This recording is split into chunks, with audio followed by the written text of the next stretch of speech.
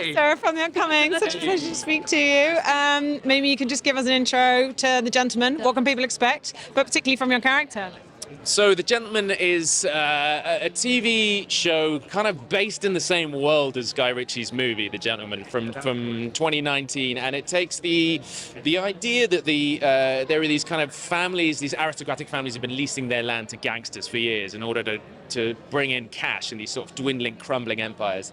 My character, Freddie Horniman, is the eldest brother of the Horniman clan, and is sort of believes that he stands to inherit the entire empire.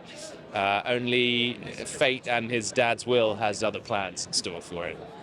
And have you always been a big Guy Ritchie fan? Did you have a favourite film? And what might be some of the signature elements of all his movies that are kind of brought to bear here?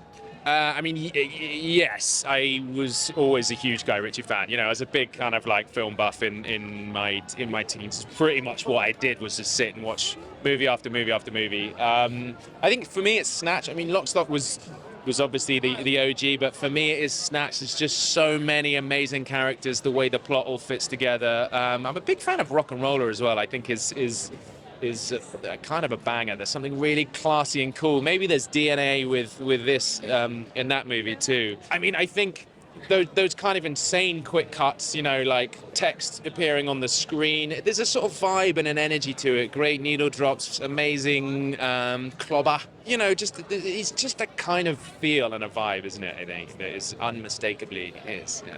You know, so many amazing people working on it. You know, Theo James, Kaya. Who are some of the favourite people you work with, and your favourite moments on set?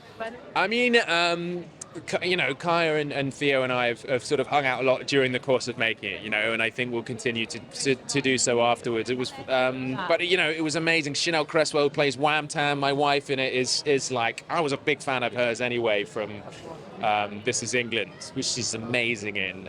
So you know, getting to work with her, Vinny, Jolie, you know, we all had a real laugh. It was a banger. And finally, you know, just the fact that, you know, in a way, it's like so many of the great elements of all his films, but here he really is prodding at the idea that perhaps the British aristocracy are the original British gangsters. Exactly.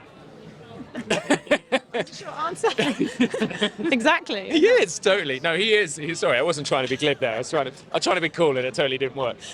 Yeah, he is exactly. I think he's sort of picking at that idea that the reason we don't really have a mafia in this country is because of this sort of insane tradition and history of just passing on wealth through the generations and it being kept very strictly with titles and names and deeds and all of that kind of stuff. And you know, he talks quite sort of eloquently about that, I think, and is obviously really interested in it. I think he sort of understands both worlds in that way, particularly that sort of the world of the aristocracy, and you know, which I don't, but I was happy to strap on a suit and pretend to.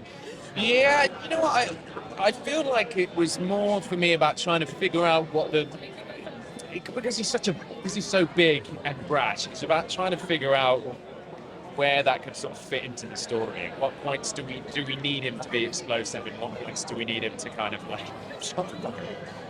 so it was more kind of thinking about it in terms of, yeah, really in terms of the story and the world and how he could fit in there. So, but I mean, you know, I suppose there's a bit of me in there, but hopefully the more redeemable aspects of the character and not the less redeemable aspects. Mostly panic, I would think. Pure panic. The scene was quite different on the page. It was much more. It was much more just purely comedic, and you know, it gets quite dark, but it sort of needs to get dark to get the character into that place. So it was Guy really sort of said, look, we're going to have to rework this, and it became something where Peter, who plays Tommy Dixon in it, was just barking instructions, and I was just going with it, you know, and you're kind of like, you just push go and hope that you don't sink your own career.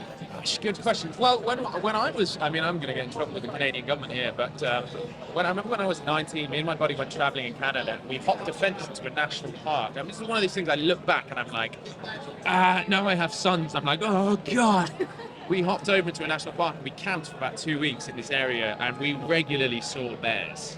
We regularly saw grizzlies walking around, and we just sort of, I don't know, did a bit of face to face though. No, we're not talking face. I'm talking like, I don't know, like 50 yards away or something. It was just like, and I look back at like, yeah. how can it be here? But yeah, so that was pretty stupid.